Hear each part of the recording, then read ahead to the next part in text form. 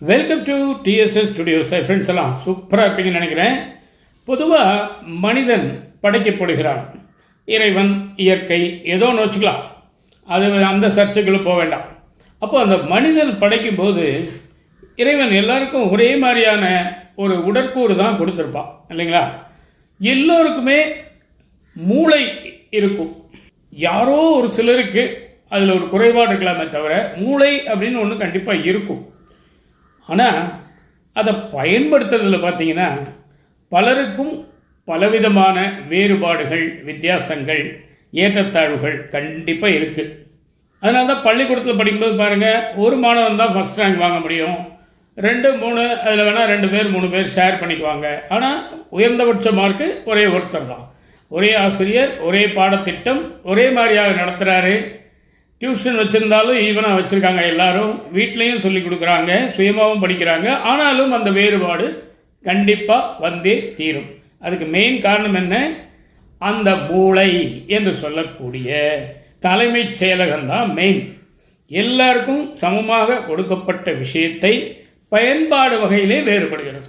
அப்போது அந்த மூளையை நம்ம எந்த அளவுக்கு பயன்படுத்துகிறோமோ, அதிகமாக பயன்படுத்துகிறோமோ, திறமையாக பயன்படுத்துகிறோமோ, நம்ம முன்னேறலாம், வெற்றி அடையலாம். அந்த மாதிரி ஒரு விஷயத்தை தான் இப்போ பார்க்க போகிறோம்.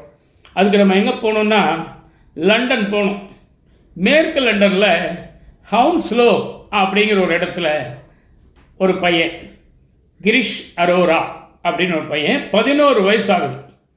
அந்த பையன்கிட்ட என்ன விசேஷம்னு கேட்டிங்கன்னா, ஒரு 11 வயசு பையனுக்கு எந்த அளவுக்கு நாலேஜ் இருக்கும், இந்தியாவில் ஒரு மாதிரி, லண்டனில் ஒரு மாதிரி, அமெரிக்காவில் ஒரு மாதிரி, சைனாவில் ஒரு மாதிரி இருக்கும். ஆனால் ரொம்ப அதிகமாக இருக்குது அப்படிங்கிறது கேட்கும்போது நமக்கு ஆச்சரியமாக இருக்குது. அப்போது அந்த மூளையை சரியான முறையிலே பயன்படுத்தியதில் அந்த பையன் முன்னாடி வரான். எவ்வளோ பெரிய சிக்கலான கணக்கை நீங்கள் கொடுத்தீங்கன்னாலும் ஒரு நிமிஷத்தில் தீர்த்துருவார் அந்த பையன். அவ்வளோ ப்ரில்லியண்ட்டான். அப்போது இந்த அறிவு எப்படி வருது, என்ன ஏதுன்னு அந்த பையனுடைய செயல்பாடுகள், ஆக்டிவிட்டீஸ், அவங்களுடைய மூளை, அதனுடைய பர்ஃபார்மன்ஸ் எல்லாம் இவங்க செக் பண்ணி பார்க்கும்போது ஒரு அதிர்ச்சிகரமான தகவலை சொல்கிறாங்க. நெகட்டிவாக இல்லை, பாசிட்டிவாக. அந்த பையனுடைய ஐக்யூ, அதாவது நுண்ணறியும் திறன் அப்படின்னு சொல்கிறாங்க தமிழில். அந்த ஐக்யூ 162 பாயிண்ட் இருக்கான்.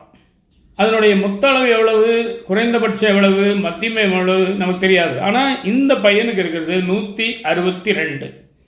உலகத்திலேயே சிறந்த ஐக்யூ உள்ள பையன் அப்படிங்கிற பெயரை இந்த பையன் வாங்கியிருக்காரு. அப்போது இவனை விட அறிவாளிகளாக இருந்தாங்களே, அவங்களுக்கு இவ்வளோ இல்லையா அப்படின்னு ஒரு பின்னோக்கி ஆராய்ச்சி பண்ணும் பொழுது ஆல்பர்ட் ஐன்ஸ்டீன் பெரிய விஞ்ஞானி, உங்களுக்கு தெரியும். ஸ்டீஃபன் ஹாக்கிங், அவரும் ஒரு பெரிய அறிவாளி. இவங்களெல்லாம் விட இந்த பையன் ஐக்யூ அதிகமாக இருக்கான்.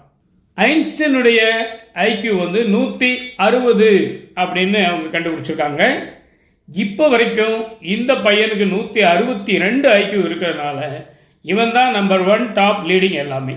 இதுக்கு முன்னாடி நம்ம எத்தனையோ ராமானுஜம், அவங்க இவங்க கணித மேதைகள், பெரிய பெரிய அறிவாளிகள், எத்தனை பேரை நம்ம பார்த்துருக்கோம், தெரிஞ்சிருக்கோம், கேள்விப்பட்டிருக்கோம். ஆனால் இதையெல்லாம் மீறி இந்த பையன் இப்போ நம்பர் 1ல் இருக்கான். அது மட்டும் இல்லை, இந்த பையன் கணக்கு பாடத்தில் புலியாக இருக்கான். அப்புறம் செஸ் அப்படின்னு சொல்கிறோம் இல்லைங்களா, சதுரங்க விளையாட்டு, அதில் ரொம்ப ப்ரில்லியண்ட்டாக இருக்கான். அதுக்கப்புறம் இசைத்துறை, அது இல்லாமல் பியானோவில் பல விதமான பரிசுகளை வாங்கியிருக்காரு இது வரைக்கும். வயசு எவ்வளோ பாருங்கள், 11. 11 வயசில் நம்ம ஊரில் சாதாரணமாக 6ஆம் கிளாஸ் படிக்கலாம். 6ஆம் கிளாஸ் படிக்கக்கூடிய ஒரு மாணவன் லண்டனில் 162 ஐக்யூவோட நம்பர் 1 அப்படிங்கிறாங்க. எவ்வளோ பெரிய விஷயம் பார்த்தீங்களா? எல்லாருமே நல்லா வரலாம், ஆனால் முயற்சி வேணும், பயிற்சி வேணும். இந்த பையனுக்கு என்ன முயற்சியோ, என்ன பயிற்சியோ, வீட்டில் யார் என்ன சொல்லி கொடுத்தாங்களோ தெரியாது. ஆனாலும் 11 வயதில் ஐக்யூ 162 நம்பர் 1 இருக்கிறதுங்கிறது பெரிய விஷயம், பாராட்ட வேண்டிய விஷயம். இது சமீபத்திய தினத்தந்தி செய்தி தான்.